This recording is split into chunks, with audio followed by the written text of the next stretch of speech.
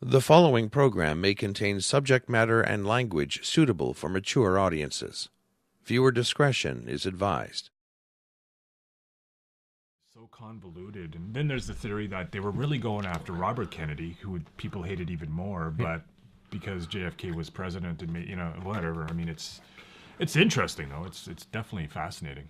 This is Jeff and I discussing the show that we're about to record. And this is just a little behind the scenes of the Meltdown for you. Yeah.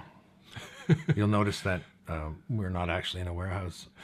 And you probably knew that all along.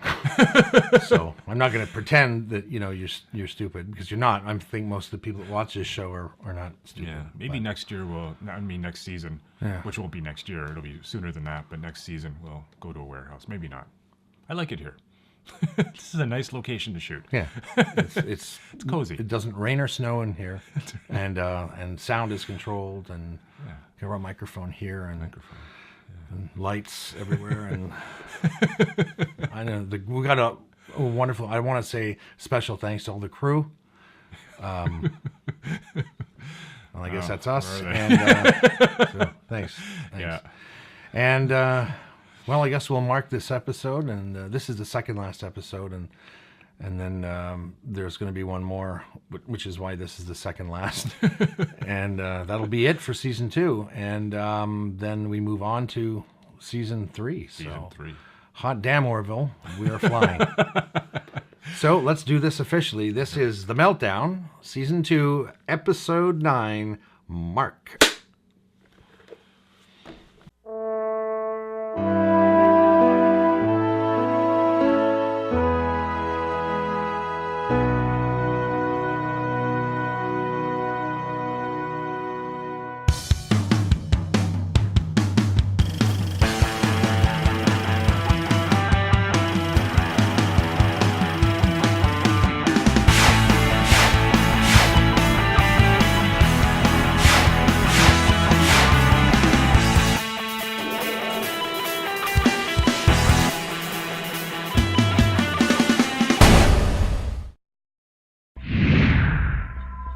Hi, my name's Norm. I'm Jeff. And this is The Meltdown. And we're not sure what's happening, but something is out there. Something big, something looming large. Yeah. So clearly we're talking about conspiracy theories today, and that's the show I've been looking forward to. Jeff, I think you've been looking forward to that. Yes, conspiracy theories are a lot of fun and very interesting. They're kind of nutty. Like you were saying earlier, it depends on who you talk to, right? Yeah. Like, there are so many different views about so many different conspiracies and so many different angles. I mean, I think one of the most famous ones is the JFK conspiracy, and we won't delve into that. But you were saying something about getting facts from a firearms expert or something. I remember. It's funny because a lot of times, who do you know who to believe? I mean, one theory that I've heard, and which I'm sure a lot of you have heard, is that Lee Harvey Oswald could not possibly have fired that many shots that quickly with the rifle, I guess, that he was using, the firearm that he was using. I've heard a firearms expert say there's no way he could have shot that quickly. And yet I've heard another firearms expert say that, of course he could have, yes. So I don't know who to believe, because I am not a firearms expert. I once shot a rifle as a child. I was being supervised, and I hated it. And we've talked about guns before. So I know almost nothing about guns or rifles or firearms. So if one firearms expert says it was possible for him to shoot that quickly, and yet another one says no, well, who am I supposed to believe? Because they're both firearms experts. Yes, exactly. What do you do? Yeah. So conspiracy theories are all around us. There's been many of them. They're conspiracy theories, I guess, because there's never been any resolution to anything, and no one's ever been able to say once and for all. Now, all of that said, one of the things we're going to touch on a little bit later is the lunar landings. Were they faked? Were they not? Did they actually happen? And we're going to see what science had to say about that, and that's thanks to Jeff here. And we're going to look at some other conspiracy theories, maybe some you've probably heard of. I know there's a couple that are very, very popular or well-known, and then there's a few that aren't. So let's take a look at some of those in our Meltdown Fun Facts. So the first conspiracy theory we're going to be looking at is chemtrails. Okay. You know what chemtrails are? That's sort of... You know when an airplane goes by yeah. and it leaves that Yeah. nice little trail? I call them jet streams, but okay. Chemtrails. Right. So a high-flying jet's engines leave a condensation trail, contrail, also known as SLAP, Secret Large-Scale Atmospheric Program. This theory alleges that water condensation trails, or contrails, from aircraft consist of chemical or biological agents or contain a supposedly toxic mix of aluminum, strontium, and barium under secret government policies. An estimated 17% of people globally believe the theory to be true or partly true. So basically, the government is using ordinary everyday aircraft to poison us all. Hey, but people are getting sick, right? Even healthy people are getting sick. Who knows? Yeah. Who Seems to knows? be working rather slowly, though, if that's the case. Slowly and deliberately. That's how the government does it's things, right? Yeah, I mean, it's airplane fuel. It's Yeah. it's not, you shouldn't be drinking it or something, but No? I don't know. No, you shouldn't. Oh. I've heard that. Okay. Speaking of drinking things, the next conspiracy theory, and believe me, I actually believe this. Okay. I do. New Coke. Remember when New Coke came out? Yes, I do. I had a friend that when he heard New Coke was coming and they were discontinuing the original formula, he literally went to every single place he could find, cleaned them out of Coke, and had nothing but Coke in his garage. Wow. Like, I'm sure he had enough there to last him the rest of his life. He wasn't the only one. I've heard of people doing this. A theory claims that the Coca-Cola company intentionally changed to an inferior formula with New Coke, with the intent either of driving up demand for the original product or permitting the reintroduction of the original with a new formula using cheaper ingredients. So I actually thought it was a ploy. I even said to my friend, you just watch, they'll bring it back. It's not gone. There's no way. This is their foundation. This is what the company was built on. Of course they're going to bring it back. And they did. Yeah. Called it. Do you know what a Freemason is? Oh, I should know, and I can't give you a definition. So, Right. So As long as you don't say he's not the Mason that charges you. Exactly. I'm gonna get some masonry work, but I don't want to pay for it. So I'll get a Freemason award. So conspiracy theories concerning the Freemasons have proliferated since the 18th century. Theorists have alleged that Freemasons could control parts of the economies or judiciaries of a number of countries and have alleged Masonic involvements in events surrounding the sinking of the Titanic and the crimes of Jack the Ripper.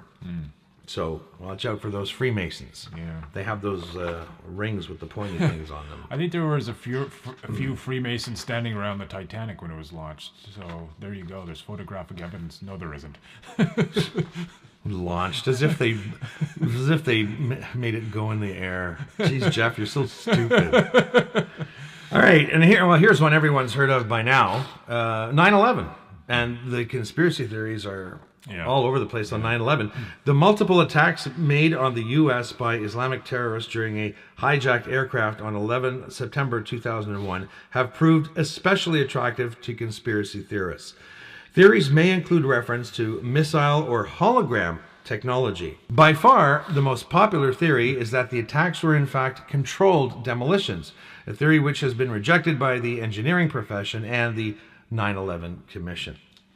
So I remember a documentary or something on 9/11, and they were saying if you look at the way the building comes down, it does look very controlled. Like you can sort of see what appear to be explosions all the way down. But of course, when these things buckle and break, right, the dust is going to pop out anyway, whether there's, I don't know.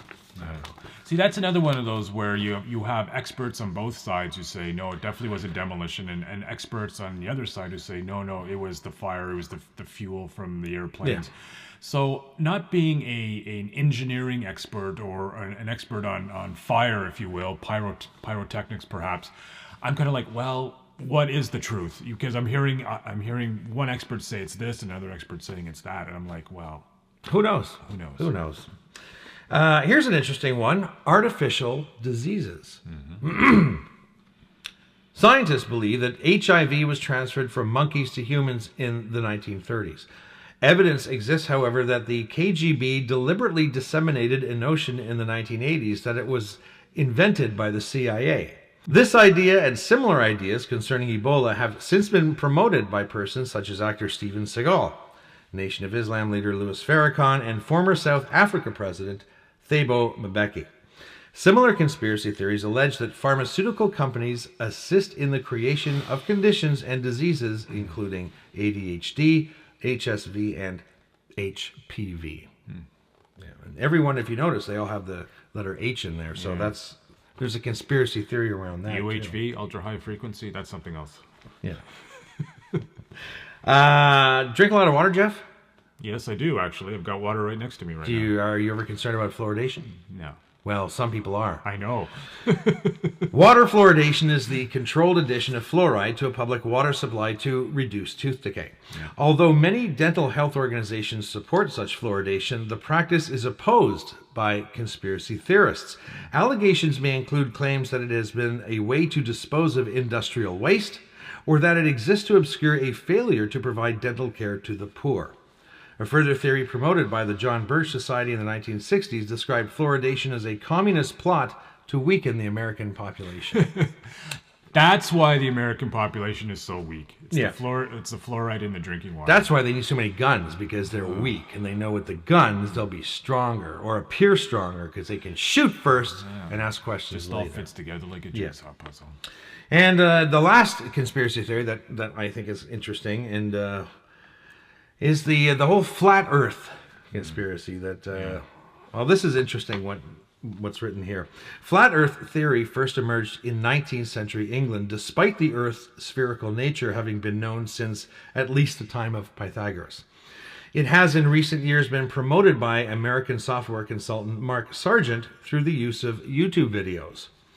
Flat Earther conspiracy theorists hold that the planet Earth is not a sphere, and that the evidence has been faked or suppressed to hide the fact that it is instead a disk or a single infinite plane.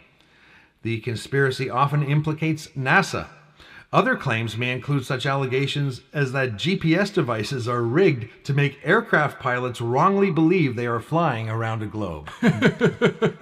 Well, I don't know about you, Jeff, but that's a hell of a lot of work. That is Holy a lot. shit. A lot of work goes into these conspiracy theories, including that one you just talked about. Wow. Wasn't that amazing? that Now, is isn't it, but doesn't it, I mean, we even see today, Yeah. right? Elon Musk is sending rockets, right? He's sending rockets into space. They're coming down and landing, which is amazing. Yeah. Hello. But he's sending these rockets into space with cameras all over them. Yeah. This is not the first time that there's been cameras on rockets, though. We've seen when the rockets leave the Earth, we see the Earth is round. Yeah. And we know from even orbiting pictures where the Earth is round, and we see, from satellites, for example, and we can see how things are moving. And it's okay, people, you flat Earth people, listen. You know how the continents move? Like, you do believe the Earth rotates, right? Because that's one thing. You can't ignore that. You can't deny that. So the Earth rotates. If you think the Earth is flat, that means every continent is like an escalator. It goes like this on top and then goes around the bottom. Well, now that is the dumbest thing I've ever heard of. Yeah. So anyway, I guess we can safely say that, I don't believe in the whole flat Earth thing. Of course the world is round, damn it. If you watch FlightAware, which I do, I'm an airplane nerd, and yeah, so do I. It's a great app. It's a great app, and there's 2 flights actually that often fly over Ottawa from Dulles Airport in Washington. One's going to Japan and another to China, and you'll often see them flying northward from the point of view in Ottawa, because of course they're flying over the North Pole, because that is actually the shortest route from Washington to Narita, Japan, and etc. So that proves it right there. If they're flying over the North Pole, because that's actually the shortest route, then that proves that the Earth is round. Yeah. So there. Take your conspiracies and shove them. All right. So now we're going to have some fun with some conspiracy theory stupidness. Yeah. Well, this first one is no surprise to anyone. The faked lunar landings, if they were in fact faked. It's an awesome human accomplishment that mankind has made it to the moon and back, but some conspiracy theorists believe that the whole thing was faked with an elaborate TV studio setup and a whole mess of tampered evidence. The theory was first described in a self-published book by a technical writer who worked with rocket engines, which suggested that a trip to the moon was just too hard and that faking the trip was easier.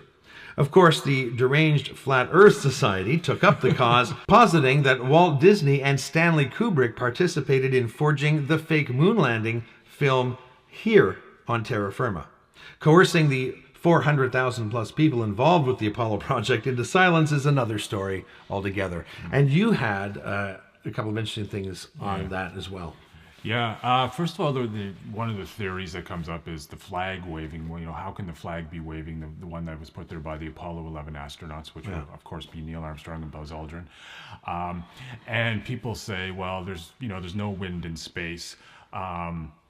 But which is true, but of course it simply was held up by rods. I mean, it's simple as that. And actually, I was reading one person who believes the landings really did happen, as I do, but his or her theory was wrong. They said, well, there's no gravity on the moon, so therefore the flag just hangs like that. I'm like thinking, well, no, there's definitely gravity on the moon. It's just not as strong as on Earth. Yeah. So, but the person meant well, because this person obviously does believe that the moon landings really did happen. Yeah. Okay, here's something interesting.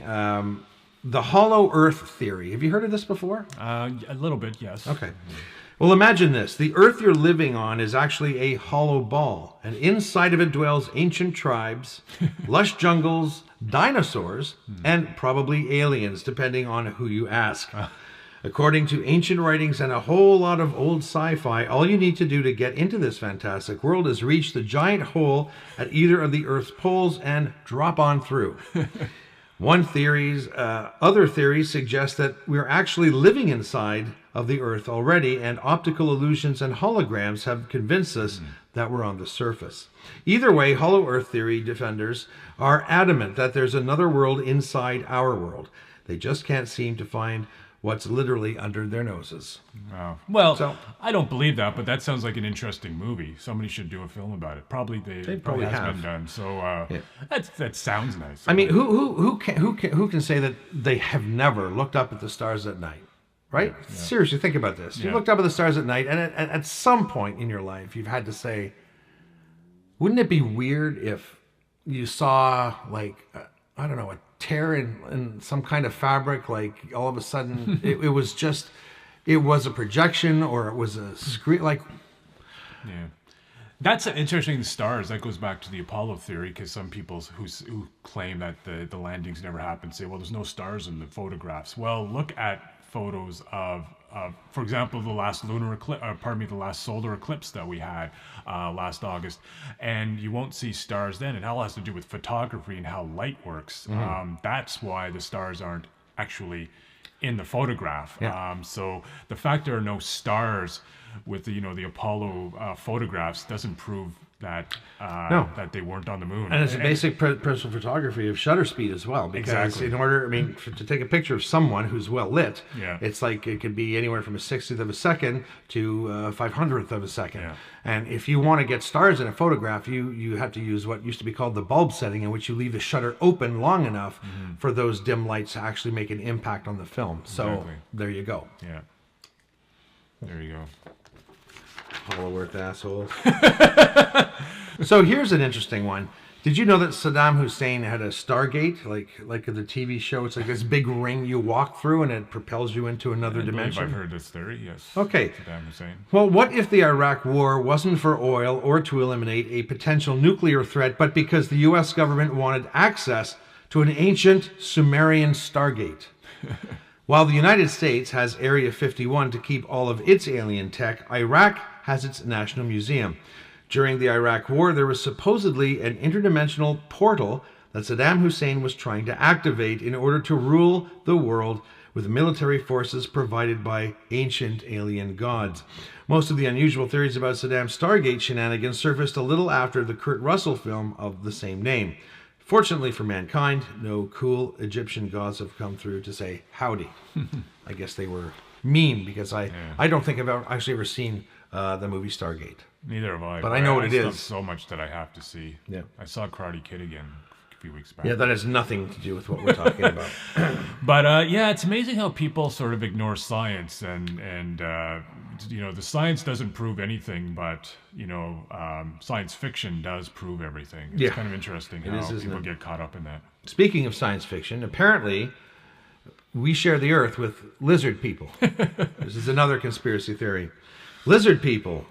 Well, forget about sleeping at night, because the whole world is run by shape-shifting lizard people who just happen to be really, really good at politics and acting.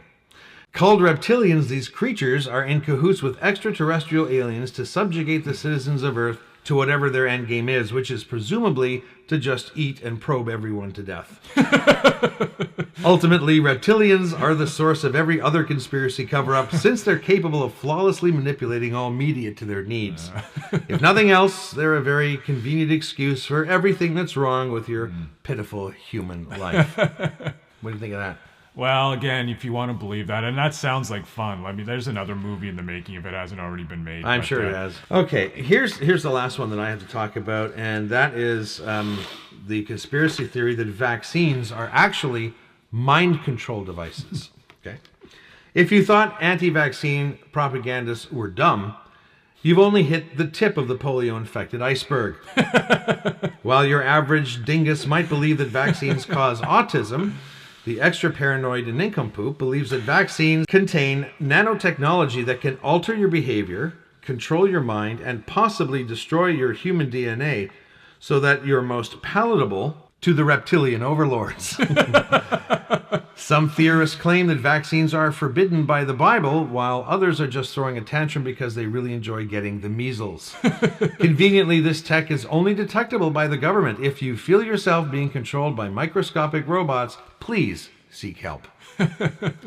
Now, Jeff, I think it would be a great way to end this program with a note that you shared with me.